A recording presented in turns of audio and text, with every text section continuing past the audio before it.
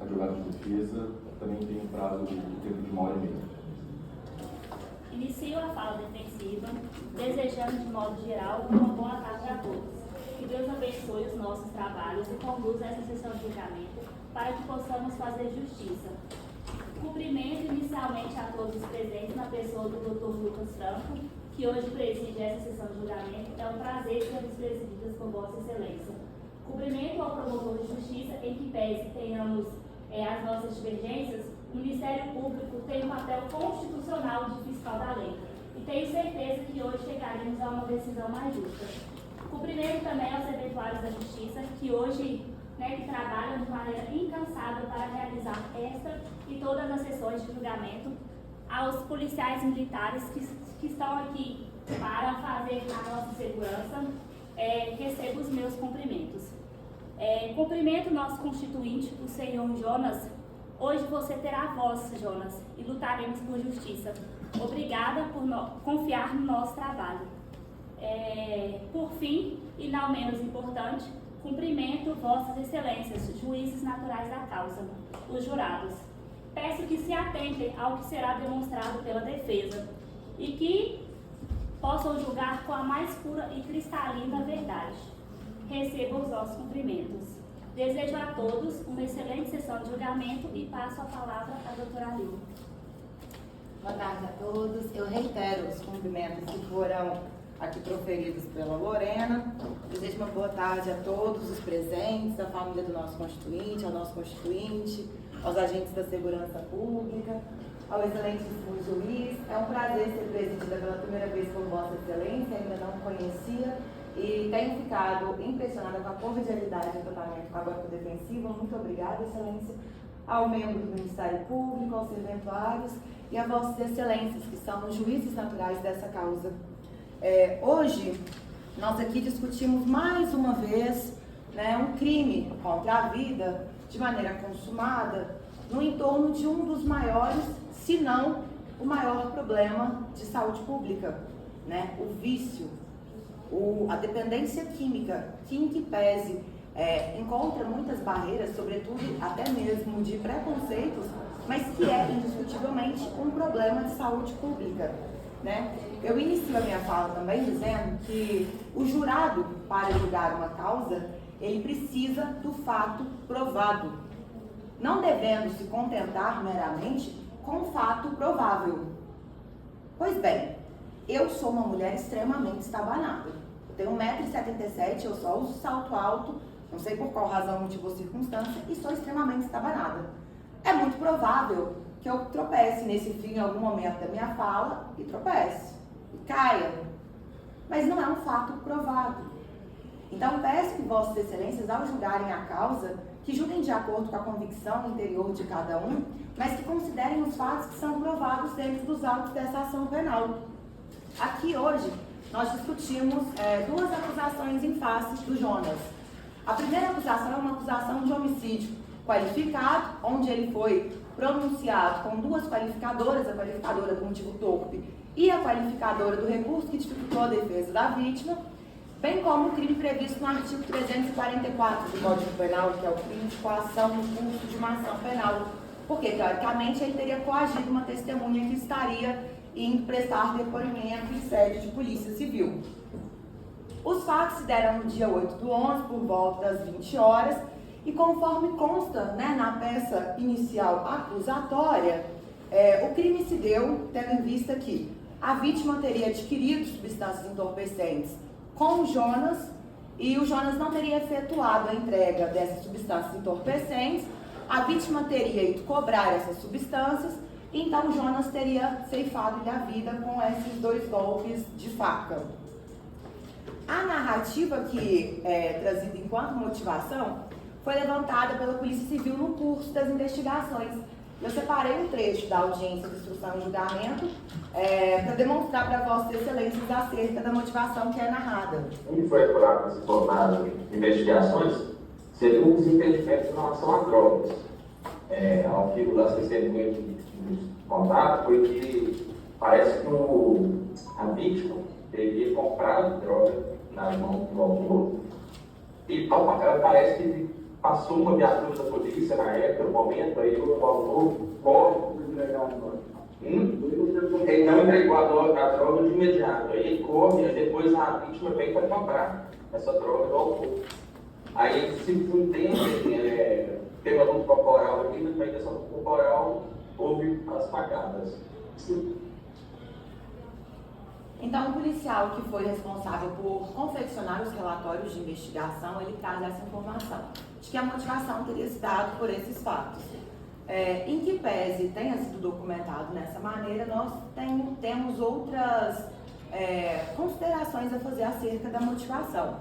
Durante também a instrução da primeira fase processual, foi trazido por outro policial também lá do departamento da delegacia especializada, de que a motivação ela havia sido definida através de informantes. Por conta do desacordo com questão de drogas, de venda de drogas, parece que não teria sido repassado algum valor. Quem trouxe essa informação para o senhor? Foi o senhor consegue identificar essa testemunha? Não podemos se foi formalmente, mas a motivação não é discutir, peço comentário. Porque a gente já tinha o hábito de adquirir drogas ali. Mas aí o senhor não se recorda se foi ouvido no cartório ou se foi ouvido no local informalmente? Informalmente, com certeza. O cartório não tem. Então, teriam sido trazidas informações acerca da motivação desse crime por informações informais que não foram registradas por N razões. Nós sabemos que podem ter várias razões. Pode ser um medo de represália, pode ser um pedido do próprio informante.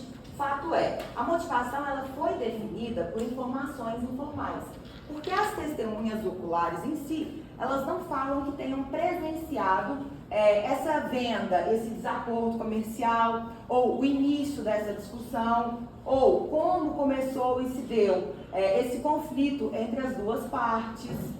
Não tem nenhuma testemunha ocular e presencial daquele momento que tenha presenciado a vítima entregando o dinheiro e não tendo a droga entregue. Não tem nenhuma testemunha, não tem nenhuma outra prova que corrobore com essa informação, demonstrando de que a motivação seja efetivamente um desacordo entre um usuário e um traficante. E ainda sobre isso, o policial, esse mesmo policial, quando ele foi inquirido também na primeira fase, durante a AJ, ele foi questionado acerca dessa motivação. Por quê? Eles conseguiram colher inúmeros vídeos e câmeras de segurança do entorno da região. E aí, como os vídeos mostram momentos diferentes, são algumas considerações que nós precisamos fazer. Por quê? Nós não temos qualquer diligência ou comprovação de que seja efetivamente essa motivação. E por que eu tenho dito isso para Vossas Excelências de uma maneira até cansativa e chata? E eu sei que depois do almoço está todo mundo um pouco meio para lá, meio para cá. Eu mesma quase fui dormir ali no meu carro os 20 minutos que sobraram. Mas é importante que eu diga isso para Vossas Excelências, porque a qualificadora do motivo torpe, ela é fundamentada em cima da motivação. Motivação essa que sequer existe qualquer comprovação acerca dos fatos. Pois bem, não temos uma prova dessa suposta cobrança. Por quê? Os vídeos de câmera de segurança foram recolhidos e foram examinados durante todo aquele período. Os relatórios de investigação, eles são muito completos. Tem um relatório aqui que está enorme, extremamente completo. Nesses anos de advocacia, eu acho que eu nunca vi um relatório tão completo e com tantas informações detalhadas. Então, eu não consigo acreditar, eu não acho que seja crível pensar que o Departamento de Homicídios tenha sido displicente de ver que existe um registro de uma entrega de um dinheiro, ou de uma discussão anterior, ou de uma negociação ilícita e não ter registrado. E muito para além, porque a narrativa que vem na denúncia e que foi dita também por algumas outras testemunhas é de que o Jonas estaria ali exercendo a traficância, a vítima teria chegado, entregado o dinheiro e pedido a droga. Veio a viatura, o Jonas correu, sumiu, depois voltou, não entregou a droga. A pergunta que eu faço é, Se todas as câmeras de segurança, os vídeos das câmeras de segurança do entorno foram recolhidos e eles tinham ali todo aquele dia para examinar, por que não há qualquer comprovação nos autos de que tenha passado uma viatura por ali? Ou de que ele tenha corrido por ali? Ou de que no entorno tenha tido uma batida, ou que tenha tido uma abordagem? Nós não temos nos autos qualquer prova que corrobore com isso. Essa Você parece trecho questão também. da cobrança, o senhor falou que chegou mais alto, só se for ver, tem algum áudio nessa câmera onde é possível identificar que ele realmente cobra alguma coisa? Então é possível visualizar apenas que ele aponta ou fala, gesticula algo. Eu não me Eu falo recordo. só a questão das câmeras, foi que você conseguiu ver? Eu não me recordo dessa. Tá, De como que foi essa conversa, se estava gesticulando essa local. tá, vamos ver então.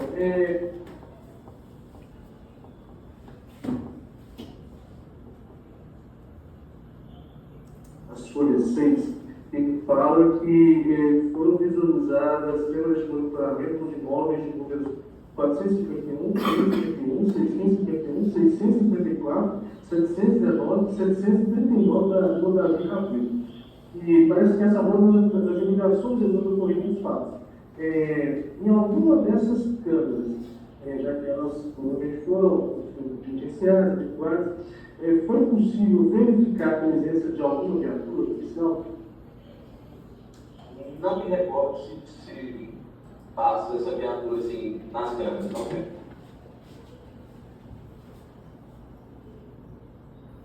E aqui eu ainda fiz uma anotação, trago um gancho para Vossas Excelências, da primeira testemunha que foi ouvida aqui perante esse conselho de sentença nessa data, que foi a policial civil, salvo engano, Daniela. E ela traz a seguinte informação, de que em nenhum momento houve uma suspeita de que tivesse outro autor para esse crime. Durante o curso das investigações, o único autor suspeito seria o Jonas, e que essas informações foram trazidas por informantes anônimos que temiam represálias, bem como pelas pessoas que foram ouvidas, durante o inquérito policial.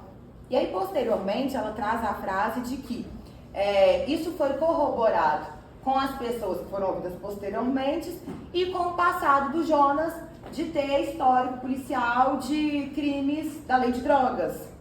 Mas que essas pessoas anônimas não se identificaram porque o Jonas era uma pessoa temida. Ele era sabidamente traficante e ele era temido. E geralmente, quando eu vou falar algo nesse sentido, eu uso a expressão ou é linguiça ou é salsicha. Só que hoje eu estava ali pensando e essa expressão não é cabível para essa discussão no momento, porque linguiça e salsicha também são embutidos. Aqui, no caso, ou vai ser linguiça ou vai ser um bife de picanha. Ou você é sabidamente perigoso e é uma pessoa temida e ninguém vai te entregar porque tem medo do que você pode fazer, ou então todas as testemunhas que serão ouvidas vão sentar perante a autoridade policial e vão te apontar enquanto autor.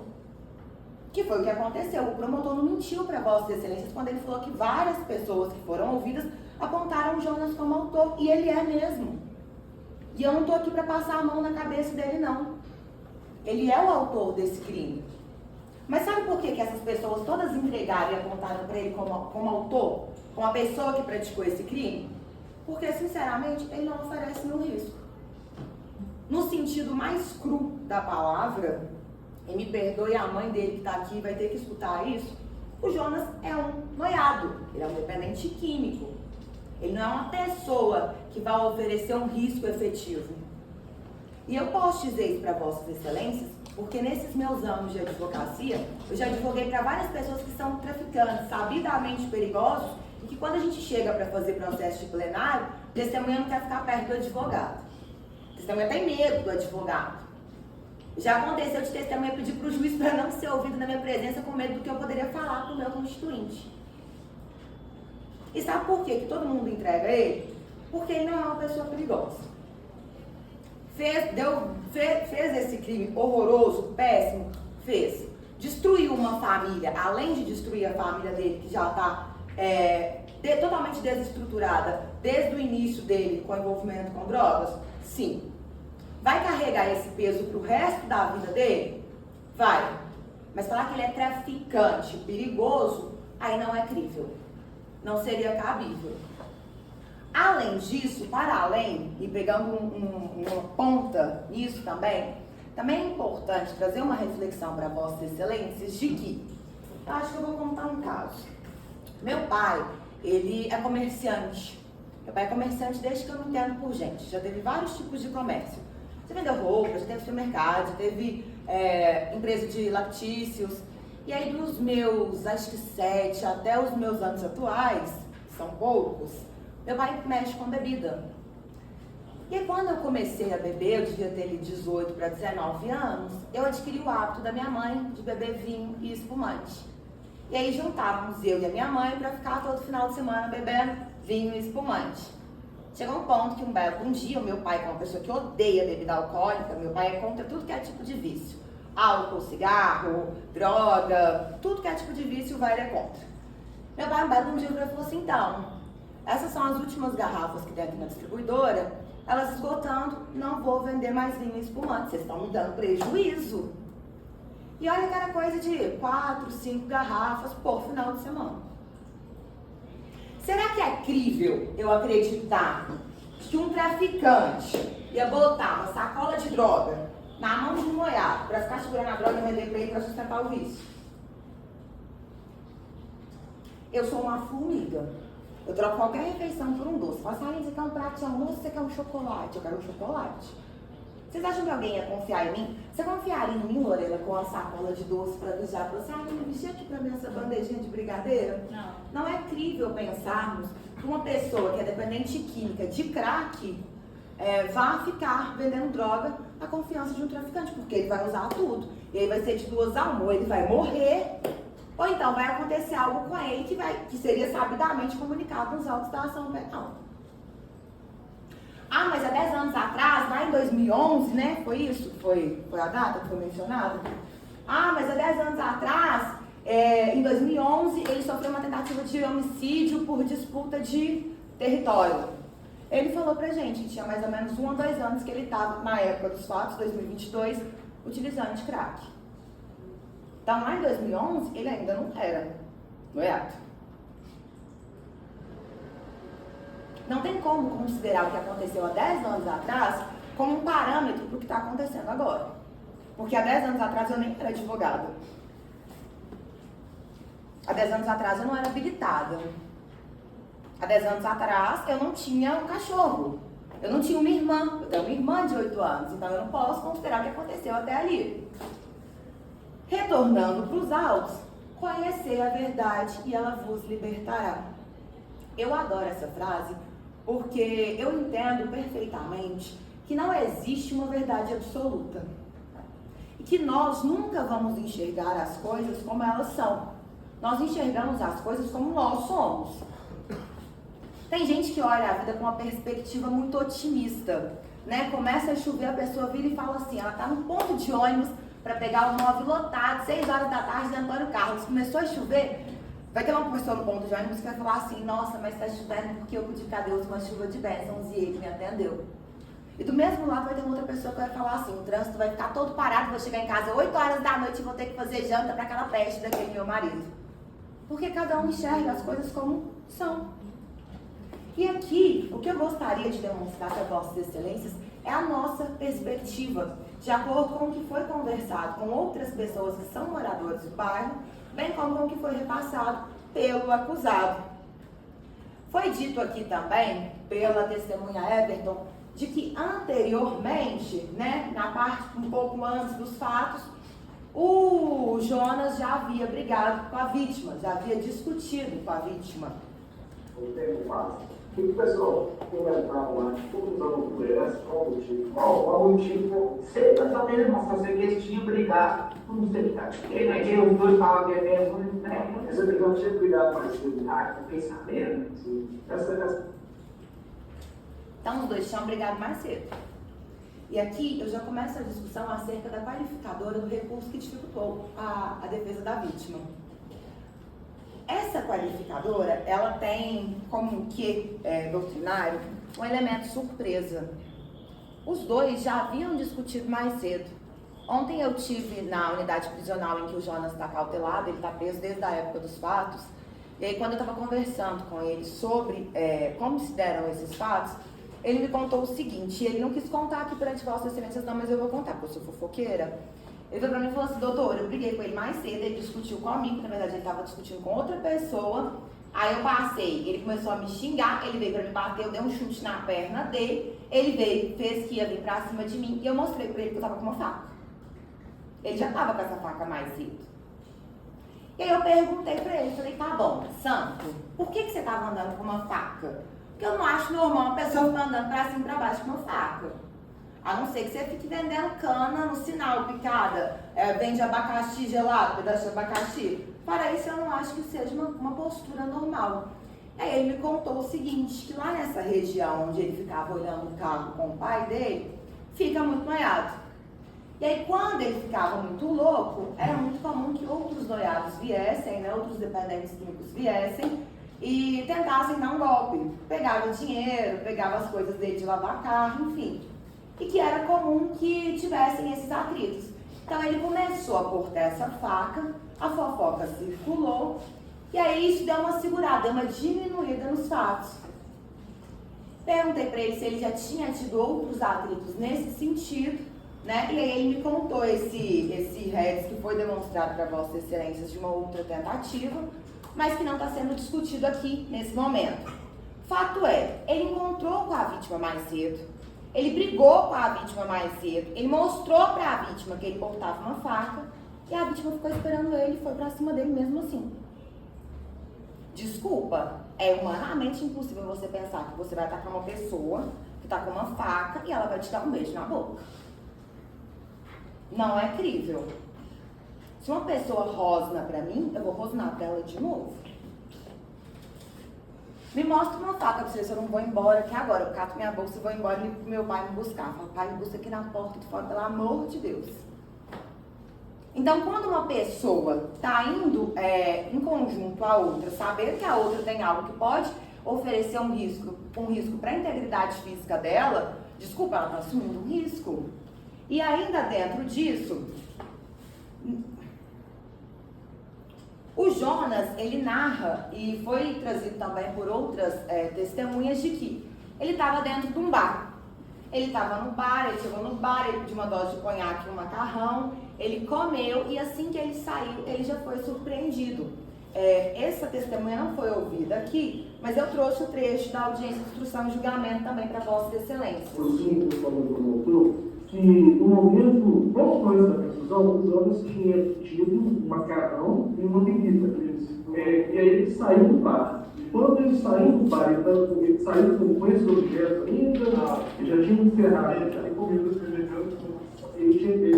logo que ele saiu, ele iniciou, só ouviu um grito. Só ouvi falar de ter escritado, né? Tinha mais gente no bar. Tinha mais duas pessoas no bar. Mas só que eu não ouvi. Eu estava muito próximo. Lá que Pedro atrás do balcão, como estava acontecendo? Certo, mas o senhor chegou a ouvir o que foi dito nesses gritos aí? O que foi, quais palavras foram ditas? O senhor não chegou a ouvir? Ou seja, ele estava dentro do bar, ele saiu do bar e ele foi surpreendido. Talvez na cabeça dele, aquela confusão, ele já até tinha morrido. Estava indo embora, comeu, ele falou que ele já tinha usado droga mais cedo também.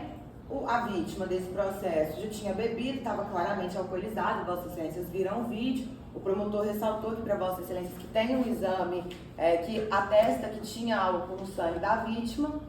Então aqui nós estamos falando de uma confusão que se instaurou e que terminou em fatalidade. Não é um crime que foi premeditado com resquícios de crueldade, mas que não deixa de ser ainda assim muito triste.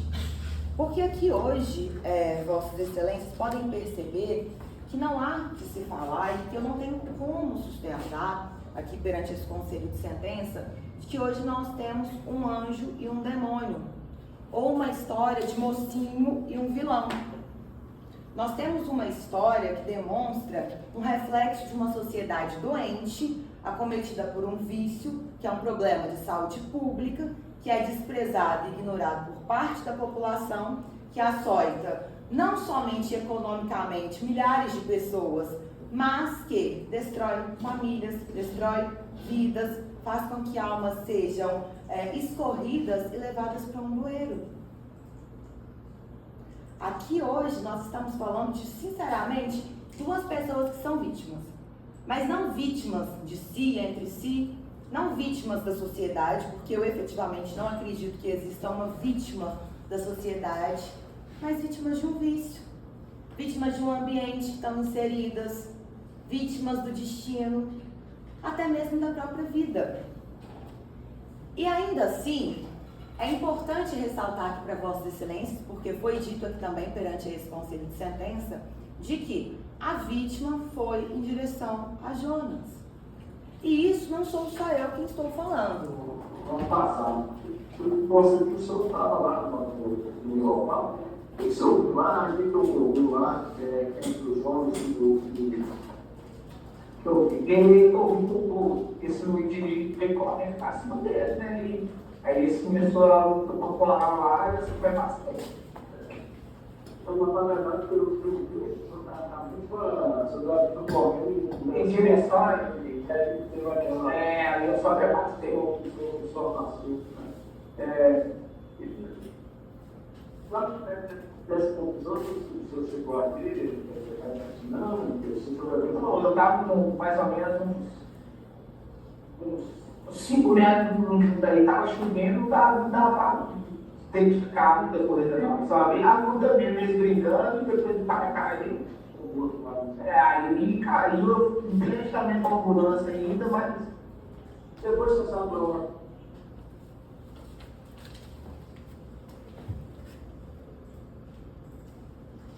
E ainda assim, é sustentado de que a vítima teria sido surpreendida, quando na verdade quem foi surpreendido por quem foi o Jonas.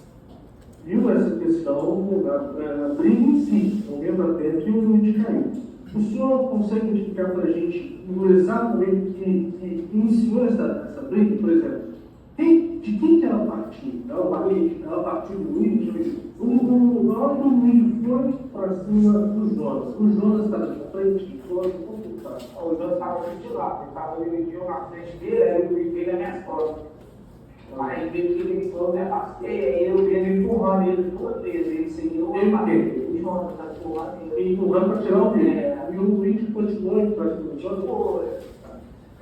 No momento em que o Luiz foi para cima, do Jonas, seria meio que assim, uma grosso modo, meio que surpresa, para surpreender alguém? Porque nós estávamos lá, mas eu não para cima, eu não vi ninguém, parece que estava escondido até do porto, tal, por isso que eu vi que ele apareceu do nada, ele apareceu correndo. Ele apareceu na frente. E aqui, o Everton foi ouvido na audiência, inscrição e julgamento. Hoje ele foi ouvido aqui também perante esse conselho de sentença. Eu anotei algumas frases que ele falou enquanto ele respondia ao promotor. A reação do Jonas foi de se defender, porque o Luiz foi para cima dele. A vítima estava escondida atrás do poste. Ele surpreendeu o Jonas. A facada foi durante a briga. A vítima ainda estava de pé e depois caiu. Eu assisti os vídeos das câmeras de segurança 550 vezes. E aí depois eu até coloquei na televisão, levei para minha casa, botei na televisão e falei com meu pai, pai, vê se enxerga aí, porque eu tenho um problema de visão. Talvez eu não esteja enxergando por conta disso. Mas eu não fui capaz de identificar que a facada tenha sido desferida depois que a vítima cai. Mas eu tenho uma testemunha ocular que presenciou os fatos e fala: a facada foi durante a briga. A vítima estava em pé, caiu e o Jonas desceu a rua e foi embora. Justifica a frieza dele ter ido embora como se nada tivesse acontecido, lavado a mão na poça de sangue e descartado a faca no bueiro? Não. Covarde. É legal o que ele fez? Não. Terroristinha. É crível pensar que seja uma atitude normal? Em nenhuma hipótese. Porque se a gente começa a normalizar todo e qualquer tipo de violência, daqui a pouco nós estamos vivendo em Sodoma e Gomorra. Mas é crível eu pensar... Lorena, levanta por favor. É crível pensar que durante uma briga, onde uma pessoa, passa pro lado de cá, uma pessoa me surpreende, eu estou andando pela rua, a pessoa me surpreende pelas costas, eu viro, eu entro em atrito com ela, é crível pensar que eu posso furá-la pelas costas durante uma confusão e ela caia em seguida? Eu acho perfeitamente crível. Mas é possível identificar com clareza esse momento no vídeo? Não. E ainda assim, sobre o fato de que a vítima foi em direção ao acusado, não sou eu que estou dizendo, e não somente o Everton, e muito menos somente o Jonas. Mas a própria Polícia Civil traz isso também no relatório. Conforme o Frame, 2056, cidade de Brasília, o autor identificado por um círculo vermelho sai do bar em direção à Rua Redenção. O autor é o Jonas, o acusado. Identificado por um círculo amarelo, surge a vítima, que ao avistar o autor, sai correndo em sua direção. Como que tem alguma surpresa nisso? Eu corro em direção de uma pessoa que eu já sei que sabidamente está portando uma arma branca e eu ainda assim sou surpreendida. Eu estou portando uma arma branca, eu acabei de tomar uma dose de conhaque, eu usei droga mais cedo, fumei pedra mais cedo, eu brigo com uma pessoa, eu falo para a pessoa não se meter comigo, a pessoa volta para se meter comigo, eu tenho uma reação depois de ter sido provocado, depois de ser agredido, e eu ainda assim surpreendi a vítima, porque para mim isso não parece um raciocínio lógico. E aqui, olha, dá para ver as imagens. Elas são muito ruins. A rua aparentemente é muito mal iluminada. Eu não sei se isso se deu por um problema nos postes, ou se é efetivamente assim a rua, não conheço muito bem a região, ou se é a qualidade das câmeras de segurança. Mas infelizmente nós não conseguimos ver e perceber com clareza as imagens para ter uma concepção do que efetivamente aconteceu. E aqui ainda assim, a policial civil que foi ouvida aqui hoje primeiro também traz a informação de que o Jonas foi surpreendido pelas costas. Depois lavando as mãos e pegando a bicicleta e indo embora. A senhora não consegue verificar nesse vídeo se no momento em que a vítima vai em direção ao suposto autor, se esse autor está de costas, de frente, para saber se ela recebe, se ela qual posição que ela está? Imagem, doutor, o bar fica numa esquina, uma avenida com uma rua. O autor saiu do bar para subir a Rua Redenção. Então, a câmera não consegue pegar a esquina, pega essa rua. Mas daqui a vítima teria vindo, seria da parte das costas dele? A parte das costas. Só que a testemunha... Ou seja, ele foi surpreendido pela parte das costas, os dois entraram em atrito e ele foi ferido na parte das costas. É muito compreensível de que ele tenha sido ferido enquanto ele ainda estava de pé, enquanto os dois ainda estivessem em luta corporal. É muito mais fácil acreditar que o Jonas desferiu as facadas enquanto os dois estavam ali se engafinhando, do que ele tenha caído, o Jonas tenha virado ele, porque ele teria que ter caído de costas. É muito pouco provável que ele tenha caído de costas, geralmente a gente caiu de lado ou de frente. Ele caiu, o Jonas virou, então ele caiu de costas por alguma razão, e aí o Jonas abaixou e deu as facadas. Não faz sentido, não forma um raciocínio lógico. Até porque nós temos uma testemunha ocular que afirma com convicção de que as facadas foram enquanto ele estava de pé, porque a partir do momento que ele caiu, o Jonas fugiu. E eu acredito. O senhor chegou a ver se o senhor viu no momento que a faca presa no Jonas. O senhor viu no momento que essa facada foi desferida, se ele estava de pé, ou se a pessoa estava no chão, como foi? Não, eu acho que foi espetado esse fogo assim, derrubou na barriga dele, nessa merda, que ficava em praça dele. Mas isso os dois estavam em pé, tá? No momento que correu a facada, eles estavam em pé. Os dois estavam em pé, porque isso é muito importante até para direcionar o grau de aplicação. Os dois estavam em pé. Os dois estavam em pé. Tá. E aqui eu trago uma reflexão para Vossas Excelências do que seja efetivamente justiça. E mais uma vez eu falo que não existe verdade absoluta. Talvez a minha percepção do meu conceito de justiça seja completamente diferente do senhor. Que seja diferente do dele, que seja diferente do dele. E não significa que eu esteja certa, que o senhor esteja errado ou que ele esteja certo. mas que cada um tem a sua percepção em decorrência de vários fatores, pelas suas crenças, pelas suas convicções morais, pela sua base ideológica de formação, dentre outros aspectos culturais, pela nossa família, pela maneira em como nós enxergamos as coisas, até mesmo pela fé em que nós professamos. Mas aqui, o que eu trago de reflexão acerca de justiça para Vossas Excelências é de que nós não podemos punir uma pessoa com excesso. Porque a partir do momento em que eu compactuo e sou conveniente para que ele seja punido em excesso, eu estou dizendo que amanhã, se eu for punido em excesso, está tudo bem. A justiça aqui nesse caso é entender que mediante a todo o contexto e toda a situação fática, o mesmo tratamento que eu quero para ele é o que eu gostaria que a vítima tivesse hoje se fosse o contrário. Qual que é o tratamento que eu ia querer para o assassino do meu filho? E qual que é o tratamento que eu ia querer para o meu filho se ele assassinasse alguém? E aqui nós temos nada mais do que um quadro de uma briga entre duas pessoas que são dependentes químicos assumidos, não assumido porque infelizmente não está entre nós para falar, mas que foi derivoso pelos seus entes familiares, e o outro que assumiu aqui, inclusive a mãe também assumiu perante as Vossas Excelências, né? E eu trago uma reflexão de que a dependência química ela afeta os usuários, em que contribui para o aumento da criminalidade e pelo consequente distúrbio de conduta dos dependentes, que são capazes de gerar na sociedade inúmeras consequências e impactos. E efetivamente, eu li um livro recentemente, que ele é um estudo de um professor aqui da UFMG, que é um professor que eu tive a honra, inclusive, de ter aula com ele na faculdade, que é o Carlos Augusto Teixeira Magalhães, salvo engano. Acho que é essa a ordem dos sobrenomes. E ele discorre sobre a época em que o crack começou a se alastrar aqui na capital e como que aumentaram os índices de furto no centro da cidade. Ignorar de que a criminalidade e a dependência química e a pobreza, elas caminham de mãos dadas como trigêmeas, é fechar os olhos para a realidade. E aqui o problema que nós temos, esse processo, ele todo gira em torno disso, do vício. Estou falando que diminui as consequências? Não.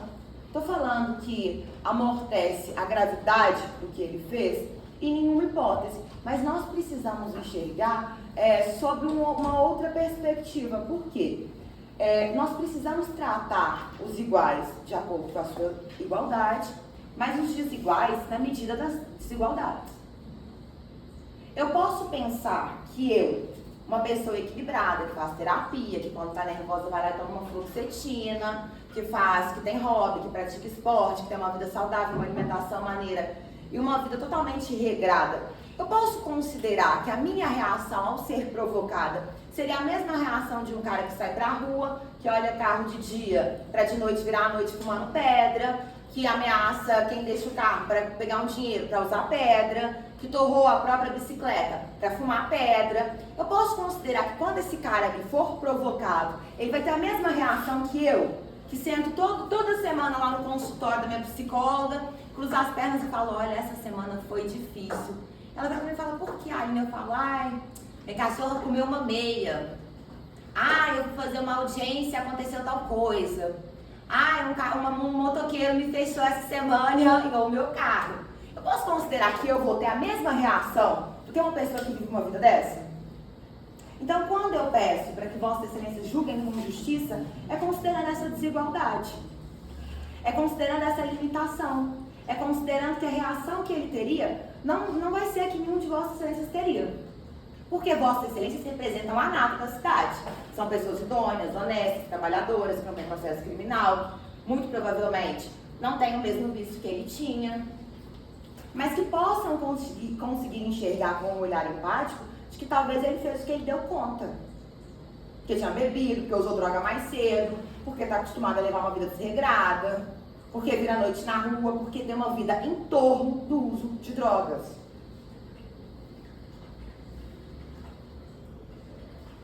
E aqui foi dito também para Vossas Excelências de que a defesa sustentaria a legítima defesa.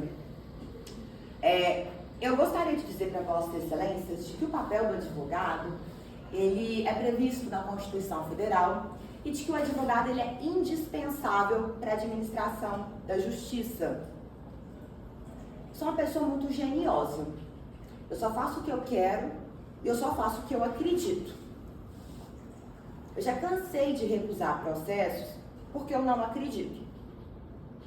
Eu jamais sustentaria aqui perante esse Conselho de Sentença uma tese de legítima defesa, porque eu não acho que seja cabível. Eu não acredito em legítima defesa. E eu acho que ele tem que ser condenado.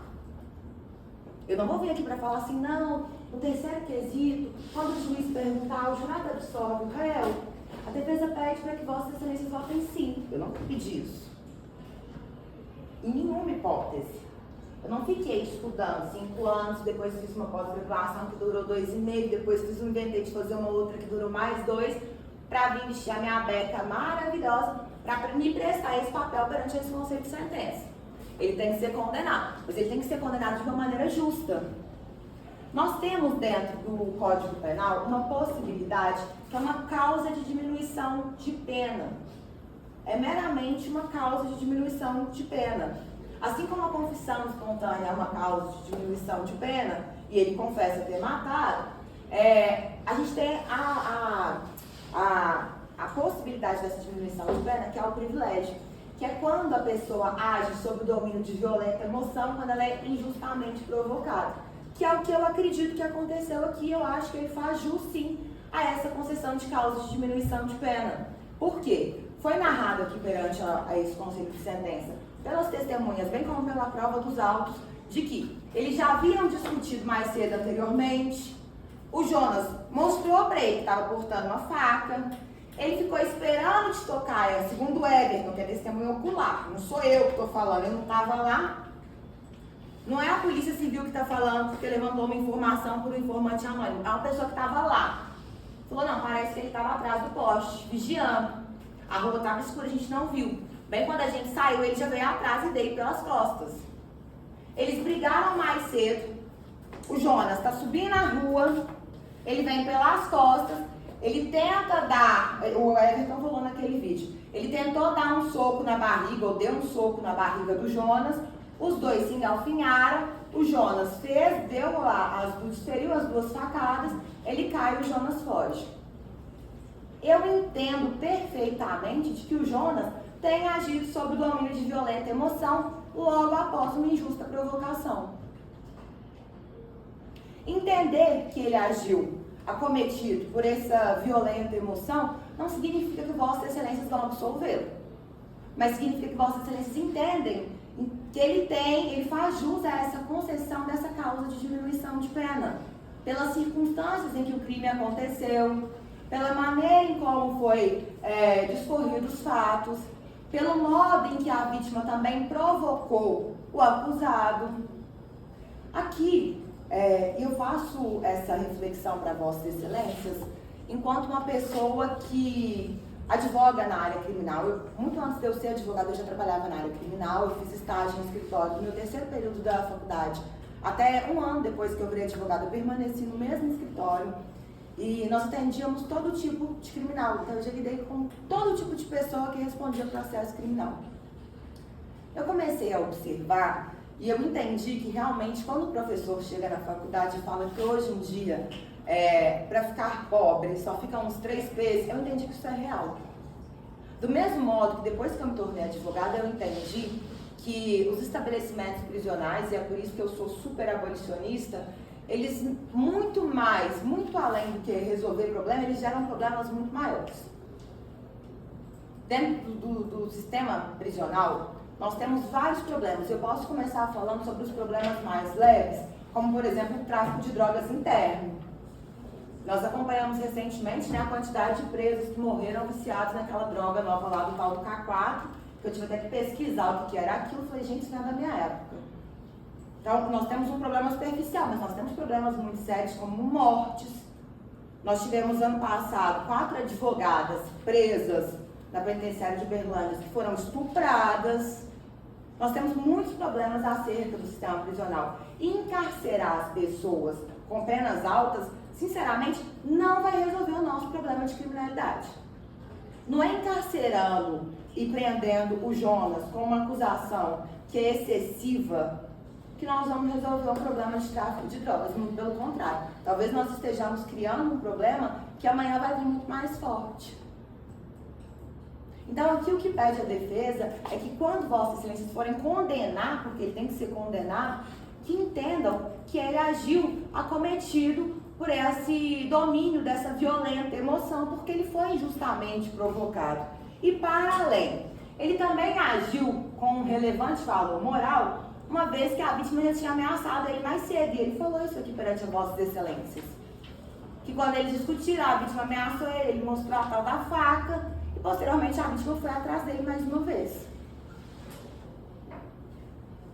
Então, quando for quesitado para Vossas Excelências, a defesa pede que Vossas Excelências reconheçam essa causa de diminuição de pena, porque é meramente uma causa de diminuição de pena. Eu entendo que e isso para nós mulheres é muito mais fácil de falar, porque uma pessoa provoca uma mulher, quando uma mulher provoca a outra, a gente pode ter duas reações. Se você estiver na sua sede sexta-feira, você pode avançar na pessoa. Mas geralmente quando a mulher provoca a outra, o que a outra fala? Ih, tá com inveja. Queria ser eu, recalcada. E aí você joga um deboche e tá tudo certo. Homem geralmente não entende desse modo. Agora, homem, independente químico, muito pior. Com a cabeça cheia de droga e cachaça, 10 vezes pior. E dentro disso, enquanto eu escutava, inclusive, o Jonas falando, eu fiquei lembrando de uma música que eu gosto muito, que é Faroeste Caboclo, do Legião Urbana. E aí, enquanto eu escutava ele falando, eu escutava na minha cabeça a voz do Renato Russo cantando: Jeremias, eu sou homem, coisa que você não é, e não atira pelas costas, não. Porque ele foi cantado pelas costas. Aí pensa, você é homem, você mora na região, você frequenta a região, beleza, você já tá todo lascado lá, todo mundo sabe que você tem um envolvimento e que você faz pequenas contravenções. Vem um cara que nem é da região, que ninguém da quebrada conhece, fala que vai te matar, fala que vai voltar, volta atrás de você, quer te tirar dentro de um ambiente que é seu. E eu entendo o peso para ele, que isso tenha para ele. E eu somente entendo isso porque eu morei em região periférica dos meus 4 até uns 18, 17 anos. E existe um sentimento entre quem mora em aglomerado, quem mora em periferia, de ser cria daquele local, que você não aceita em uma hipótese com uma pessoa que não seja de lá te desrespeite dentro do seu lugar. A pessoa te desrespeitou dentro daquele lugar, você quer avançar na pessoa. Você fala assim: o quê? Você tá doido? Eu moro aqui a vida inteira. Você quer me tirar dentro do meu lugar? Eu entendo porque ele reagiu assim. Não significa que eu ache certo. Acho que ele fez uma merda. Uma vacilação. Mas eu entendo. E aí, por esse sentimento moral, ele também agiu dessa maneira. Ainda é sustentado para Vossas Excelências um motivo torpe. E a denúncia traz que o crime foi praticado por motivo torpe, uma vez que ligada a desavenças entre o denunciado e a vítima por aquisição de drogas. Aqui o que eu disse para Vossas Excelências, eu torno a repetir. Nós não temos nos autos qualquer comprovação que seja robusta e que demonstre com veracidade, com clareza, que fale assim: não, isso aqui é uma prova que é irrefutável, é irretocável. Aline, isso aqui fala, não, isso aqui fala assim, ó, é verdade, ele entregou. Porque, inclusive, no auto de apreensão, tem aqui no processo, que quando foi localizado o corpo da vítima, que foi feita a remoção, tinha uma nota de R$20 na roupa da vítima. Então, assim, nós não temos sequer uma comprovação de que tenha sido efetivamente entregue esse dinheiro. Não tem um vídeo, não foi feita uma diligência para ver se efetivamente teve uma abordagem. Por que não tem? Se tem um período do dia inteiro, por que não tem a viatura passando e ele correndo? Por que não tem os dois fazendo a entrega do dinheiro? Nós não temos qualquer prova que seja robusta e forte para falar assim: não, essa qualificadora é cabível de uma maneira indiscutível. E sabe por que eu digo que tem que ser indiscutível? Porque amanhã pode ser que eu esteja sentada ali. Eu acredito, eu sempre falo isso em todos os meus júris, que o homicídio ele é o único crime que qualquer pessoa não está isenta de praticar. Ah, eu não queria, mas pode ser que você pratique. Quantos casos nós vemos de pessoas que acabam acontecendo fatalidades?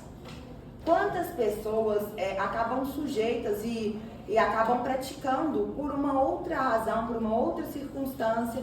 Recentemente eu fui contratada para fazer um júri, que eu achei muito interessante, de um homem que ele acabou matando durante uma briga, assim, de exaltação de ânimos, o padrasto da filha dele, porque a filha dele relatou que ele tinha batido na bunda dela e que ela achou que ele estava tirando uma casquinha.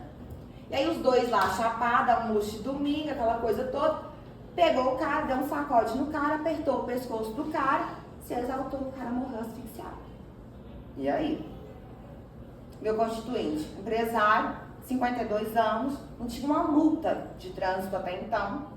Eu ainda brinquei com ele, falei, eu ainda tô mais perigosa que o senhor, que eu tô com umas 4 multas aí para recorrer. Não tinha um registro de ocorrência.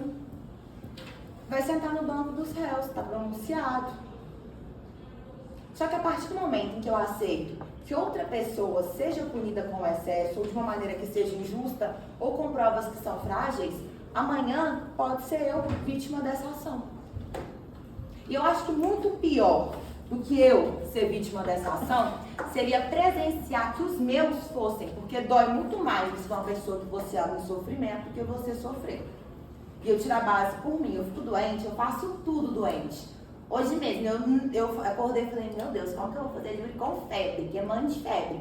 Tô aqui trabalhando perfeitamente. Aí minha mãe me ligou agora há pouco, falou, então a avó vai internar de novo, já tô aqui assim, quero ir ver a minha avó. Eu sofro muito mais, a gente sofre muito mais quando a gente vê uma pessoa que a gente ama sendo submetida a determinado tipo de situação do que quando a gente passa. Então amanhã pode ser que uma pessoa que o senhor ame, esteja sentado num banco dos réus com uma acusação que seja excessiva. Nós não temos prova e nós não temos uma certeza com clareza de que a motivação desse crime tenha sido pelo fato de que o Jonas tenha vendido droga, aí correu da viatura, aí voltou, não entregou a droga, a vítima foi cobrar e morreu. E outra coisa, gente, eu fiquei pensando nisso ontem, quando eu estava voltando lá de Bicas, que eu fui visitá-lo, fui atendê-lo na unidade prisional, eu fiquei pensando, falei assim, gente, nesses 4 anos eu nunca escutei uma história que pra mim parece ser tão incoerente, eu nunca vi ninguém parando pra pensar, e pode ser que faça sentido pra Vossa Excelência, se fizer no final da sessão vocês me contem, mas pensa, a pessoa é traficante, perigosa, anda sempre com a faca na cintura, é temida na região, e aí eu vou lá brigar com a pessoa, eu vou lá cobrar a pessoa porque a pessoa me vendeu uma droga, e eu vou na biqueira cobrar e brigar com essa pessoa. Fala assim, ô, seu traficante aí, cadê minha droga que eu te paguei? Você vai me dar, não? Pra mim não parece crível. Porque se eu sei que aquela pessoa pode me oferecer um risco, que aquela pessoa pode ferir a minha integridade física, inclusive me levando à morte, que foi o que aconteceu, eu não vou enfrentá-la por uma situação que seja tão pequena. Sobretudo porque é narrado que os dois já tinham vínculo, de que o acusado já vendia droga para o réu antes, e que os dois até faziam uso de droga juntos. E isso eu também falo para Vossas Excelências. Eu advogo para o tráfico de drogas e eu atendo vários aglomerados de várias partes da cidade. É sumariado em qualquer local. Você não pode ficar fazendo uso de droga, salvo exceção, e a gente vê em alguns lugares que eles permitem que se fume maconha. Mas você já viu pessoa que fuma crack, ficar fumando crack na boca de fumo, para chamar a atenção da polícia, para chamar a atenção de vizinho para fazer denúncia anônima? É impossível. Imagina a confusão que não daria reunir ali 10 pessoas que fumam pedra, tá aqui eu com a minha sacolinha vendendo droga, vem 10 pessoas que fumam pedra, me cerca e começa a fumar pedra do meu lado. A polícia vai passar a achar batido. Fala assim, ah não, tá tudo certo. Não é crível pensarmos nessa possibilidade. E aí, mediante a ausência de uma prova robusta, há uma certeza de que o crime tenha se dado por essa circunstância, por essa motivação, a defesa pede para que Vossas Excelências não acolham o pedido da qualificadora do motivo torpe. Sobre a qualificadora do recurso que dificultou a defesa da vítima, a defesa também pede não acolhimento, tendo em vista que inexiste qualquer motivação que tenha dificultado o recurso da vítima de defesa, porque é a vítima que foi atrás do acusado, a vítima que cercou o acusado pelas costas, a vítima que brigou mais cedo com o acusado, voltou mais tarde para brigar novamente. Ah, mas a facada foi pelas costas. Sim, porque foi explicado que foi durante um momento de atrito. E nós não temos um elemento surpresa. Se eu vou atrás de uma pessoa que está com uma faca, que me mostra que está com uma faca, eu vou atrás dessa pessoa para brigar com ela, já ameacei ela mais cedo, eu ainda fui surpreendida? Desculpa, não me parece crível. Então, por essa razão também, a defesa pede o afastamento dessa qualificadora. Acerca da acusação do crime do artigo 344, que é o crime da coação, é narrado aqui na denúncia, eu separei para ler para Vossas Excelências também, de que apurou-se também que em data não apurada com precisão, mas após consumado o crime de homicídio, com o fim de favorecer interesse próprio, o denunciado, utilizando de grave ameaça, intimidou a testemunha. Segundo o que se apurou, visando garantir a impunidade do crime de homicídio praticado contra a vítima Fagner, o denunciado, de forma assintosa, através de ligações telefônicas, intimidou a testemunha Antônio Wilson da Silva Marques. Aqui eu gostaria de trazer uma reflexão e de demonstrar para Vossas Excelências. Eu acredito que Vossas Excelências tenham percebido o erro material do nome, né, da vítima do crime fatal. Mas aqui na denúncia é narrado que as ameaças teriam sido feitas via ligação telefônica. Sabe o que é isso? Ctrl+C, Ctrl+V. É igual quando a gente começa a fazer alguma coisa, que você começa a copiar e colar. Quando você está em época de faculdade, que você vai lá e fala assim, ah, posso copiar seu trabalho? Só não fala copia, só não faz igual. Porque não se tem um cuidado com essa vida, porque, sinceramente, a vida do Jonas ali é só mais uma vida que não tem a menor relevância. Não é uma pessoa importante, ele é importante para a mãe, para a família. Eu entendo, para mim também, vai ficar marcado na minha carreira. Todos os júris que eu faço ficam marcados para mim.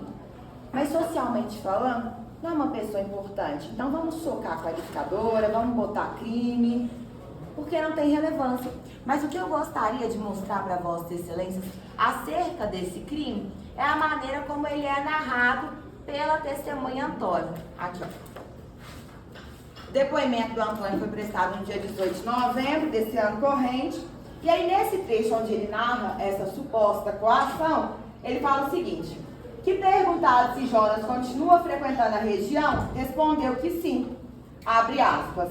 Sim, ele estava lá hoje. Ainda me disse quando eu estava saindo de casa. Mais aspas. Vai lá e presta seu depoimento e depois a gente conversa. Pode ser interpretado como uma ameaça? Pode. Pode ser interpretado como eu não quero falar com você agora, depois que eu souber o que você falou, eu vou ver se eu continuo seu amigo? Pode também. Mas foi via ligação telefônica? Não. E para além disso, nós temos uma previsão no Código de Processo Penal, que é o artigo 155. O artigo 155 nada mais nos traz de que uma condenação ela não pode ser fundamentada, ela não pode ser sustentada meramente com base na prova produzida em inquérito policial. Por quê? O inquérito policial ele não é amparado pelo contraditório. Contudo, esse depoimento ele não foi judicializado. Essa testemunha não pôde trazer essa informação dessa suposta falta, dessa suposta prática criminosa sob o crivo do contraditório, no abrigo constitucional da prova, que é onde tem a defesa, a acusação, o magistrado, um assistente de acusação que fosse, mas que todas as partes pudessem questionar acerca da prática do crime, onde pudesse oportunizar não somente a ampla defesa, mas o contraditório. E aqui, como Vossas Excelências hoje são juízes naturais dessa causa, a defesa pede que Vossas Excelências absolvam o réu nessa prática do crime previsto no artigo 344 pela ausência da judicialização dessa prova, porque nós não sabemos se efetivamente esse fato aconteceu, nós não temos essa prova judicializada, nunca foi oportunizada a defesa de que ouvisse essa pessoa, porque ela não foi localizada mais, mas não somente por isso. Porque dentro do processo penal nós temos o princípio da correlação. A denúncia ela tem uma correlação com a pronúncia. E quando for quesitado para Vossas Excelências, vai vir dos moldes da denúncia e da pronúncia. E será perguntado do jeito que está narrado. E não foi o modo que está sendo acusado. Ele não ligou para ameaçar a testemunha. Ele encontrou a testemunha e falou, vai lá dar seu depoimento, depois a gente conversa. Qual foi o tom dessa frase? Porque eu posso virar e falar assim, Lorena, vai lá dar seu depoimento, depois a gente conversa. Que pode ser meio que, vai lá, vai, depois eu falo com você. Ou até eu posso virar e falar, Lorena, você vai lá dar seu depoimento, depois nós vamos conversar. É uma ameaça. Qual foi o tom? Como que foi a maneira? O que aconteceu depois que ele prestou depoimento? E isso aqui é só mais um indício. Ele é tão perigosão, ele é tão temido, ele é tão traficante, bandido mal, que até de que ele ameaçou a testemunha teve coragem de falar. E eu não sei que bandido mal é esse, né, que todas as testemunhas praticamente chegam na delegacia e falam que ele praticou um crime de homicídio e não aconteceu nada com nenhuma testemunha, porque não tem os autos do processo, nenhuma testemunha posteriormente relatando ter sido procurada, ter sido ameaçada. Ah, doutora, mas ele estava preso. Sim, eu tenho ali, eu posso citar pelo menos uns 5 processos que eu tenho de cliente preso, da rua, tem um monte de capanguinha para ficar ameaçando os outros. Isso aqui só demonstra pra gente o que eu estou falando para Vossas Excelências. De que ele é uma pessoa que, sinceramente, ele é mais digno da nossa misericórdia do que do nosso medo, do nosso pânico. E eu gostaria de ler para Vossas Excelências uma reflexão que é dos deveres de Cícero, que eu gosto muito. Apenas falta recordar que devemos usar de justiça também com os subalternos. Ora, não existe condição e sorte mais degradante do que a de escravo. O Jonas, ele não é somente escravo do vício, mas ele é escravo do que ele fez. Ele vai carregar para a vida dele o peso ad eterno, enquanto ele viver, enquanto ele respirar, de ter ceifado uma vida num dia que ele encheu a cara de droga e de bebida e foi brigar com um cara que estava bêbado. Ele vai ser escravo das ações e das consequências dos atos dele ad eterno. E eu não estou pedindo para que Vossas Excelências passem a mão na cabeça dele, não. Mas o que a defesa requer é que ele seja punido de uma maneira que seja proporcional. Porque de todas as injustiças, a mais repulsiva é aquela dos falsários. De quanto mais enganam, mais tentam ocultar para simular serem pessoas de bem. Eis quanto basta sobre justiça. Eu já estou finalizando a minha fala e eu gostaria também de fazer aqui uma outra ponderação para Vossas Excelências, que eu anotei ali, de que foi dito aqui também pela acusação, de que inexistem nos autos qualquer prova de que a vítima fosse uma pessoa perigosa, mas que existem nos autos inúmeras provas de que o acusado fosse uma pessoa perigosa. Pois bem, na época dos fatos, foi acostado nos autos do inquérito policial os antecedentes tanto do meu constituinte, tanto da vítima. A folha de antecedentes do meu constituinte, à época, 15 páginas. Da vítima, 33.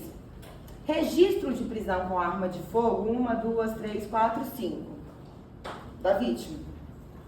Aqui nós não estamos falando que tem um anjo e um diabo, que tem um vilão e que tem um mocinho. Mas nós estamos falando de 2 pessoas que eram efetivamente doentes.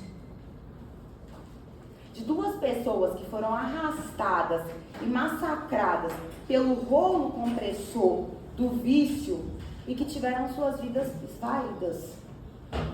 Aqui hoje a defesa sustenta perante esse conselho de sentença para que amanhã o Jonas não seja mais uma daquelas reportagens ali de excesso e de erro do judiciário. Não é só a família da vítima que ele destruiu, ele também destruiu a família dele. Do mesmo modo que meu coração ficou partido de escutar a dona Natividade falando sobre o filho, e eu fiquei muito comovida porque eu já tive uma pessoa na minha família em situação de vulnerabilidade com vício de drogas, e eu sei o que é isso. Eu também fiquei com o coração partido de escutar a mãe dele falando que é professora de rede pública, mulher trabalhadora, trabalhou a vida inteira, lutou a vida inteira, teve um deslize de ter um filho com uma pessoa que não presta e que arrastou o próprio filho para o vício.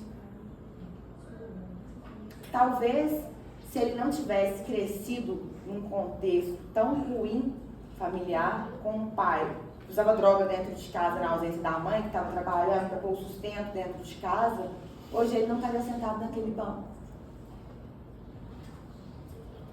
Mas isso são fatalidades da vida. A gente nasce, a gente não consegue escolher a família que a gente é inserido, a gente não consegue escolher o contexto que a gente é inserido, né? E eu acredito fielmente que o universo trabalha para o nosso bem, para o nosso crescimento, para a nossa evolução. Mas, infelizmente, é preciso trazer essa reflexão para Vossas Excelências, porque o que esperar de uma pessoa que começa a usar droga dentro de casa com o próprio pai? Eu sou tabagista, eu sou fumante. Eu tenho 28 anos. O dia que o meu pai descobriu que eu fumava, eu estava com 25, eu já era advogada, eu já pagava todas as minhas contas. Meu pai quase chorou. Eu olhava para ele, e ele com o olho lacrimejando, e eu assim, Deus, não deixa ele chorar, porque se ele chorar, eu vou me sentir a pior pessoa do mundo. E eu tô com quase 30 anos de idade, eu não dependo dos meus pais, eu moro sozinha, eu faço tudo sozinha. Eu nunca fumei na frente do meu pai. Porque eu acho que seria uma afronta e uma grande falta de respeito. Porque eu sei que ele odeia cigarro, meu pai odeia qualquer coisa de substância que vicia e que é danosa para a saúde, porque o velho é geração de saúde. Agora imagina você começar a usar droga, a cheirar pó, cocaína, dentro de casa, com teu pai. Eu não sei se Vossas Excelências têm filhos, mas imagina oferecendo droga para o teu próprio filho. Então, infelizmente, o que aconteceu nesse processo, o que aconteceu, as circunstâncias, a maneira como as coisas se deram, nada do que nós fizermos vai trazer o Luiz de volta. É de partir o coração escutar a mãe dele falando aqui sobre ele, né? A família dele está aqui até agora e eu sempre rezo por todas as famílias de vítimas dos processos que eu faço. Eu sempre peço para que Deus não somente conforte o coração da família, eu efetivamente acredito que tem feridas na nossa vida que infelizmente elas nunca cicatrizam, né? Eu tive uma única perda drástica e trágica na minha vida e ela já tem mais de 10 anos e até hoje, sempre que eu me recordo, eu choro. E a gente aprende a conviver com a dor. Mas eu também rezo muito para que Deus consiga possibilitar e ofertar a ele um bom lugar de descanso, né? Para que ele possa estar no céu, vendo vocês e desejando e jogando amor lá de cima para vocês. Nada do que a gente fizer vai trazer ele de volta. Mas não é porque aconteceu essa fatalidade que eu tenho que enterrar o outro vivo com uma acusação que é excessiva. As pessoas têm direito e devem ter uma segunda chance para refazer a própria vida. E aqui, o que a defesa pede é a condenação, mas com uma causa de diminuição de pena. É meramente uma causa de diminuição de pena. E que caso não seja o entendimento de Vossas Excelências, a defesa almeja que Vossas Excelências votem contra as duas qualificadoras e a absolvição do crime de coação. Porque é o justo para ele hoje. É uma causa de diminuição de pena que é crível. Ele foi provocado, teve uma confusão antes, ele reagiu, ele foi agredido anteriormente, ele foi provocado, ele reagiu mediante a uma emoção de uma provocação, porque ele se sentiu tirado dentro do próprio local, porque ele foi justamente agredido depois de sair do bar e ter acabado de jantar. Pô, você acaba de jantar, a pessoa vem atrás de você, te cata pelas costas, te dá um soco na barriga, você vai pra cima dela, assim, ao fio, tira a faca e perfura aquela pessoa. É uma coisa normal? Não. Mas é aceitável entender e perceber que talvez aquela pessoa mereça uma diminuição de pena pela circunstância, porque são duas pessoas viciadas? São duas pessoas doentes? Eu acredito que sim. A defesa, então, encerra a fala defensiva aqui. Eu agradeço a Vossas Excelências por terem escutado durante todo esse tempo essa aprendiz de advogada. Minha voz habitualmente já é péssima, hoje ela está ainda pior, porque eu estou com a garganta fechada. Mas o meu último pedido a Vossas Excelências é de que quando forem votar, que votem com a sabedoria do rei Davi, a humildade de um franciscano e a serenidade de um monte. Antes do início da instauração da sessão de julgamento, que eu pude conversar reservadamente com o meu constituinte, eu disse a ele de que Deus já sabe o resultado desse julgamento. né? Nós aqui somos meros instrumentos da vontade divina. Eu hoje aqui sou um instrumento, o promotor é um instrumento, mas o que vai acontecer é que já foi decidido. E vai ser de acordo com o merecimento dele e com a necessidade de um entendimento do que é justo para Deus. Então, quando vocês forem votar, que votem de acordo com a convicção de cada um e com o que brotar dentro do coração de cada um. Eu agradeço pela atenção de todos vocês. Não sei se voltaremos à tréplica, mas deixo aqui os meus pedidos e os meus agradecimentos. Muito obrigada. Obrigada, Excelência Defesa, descansa.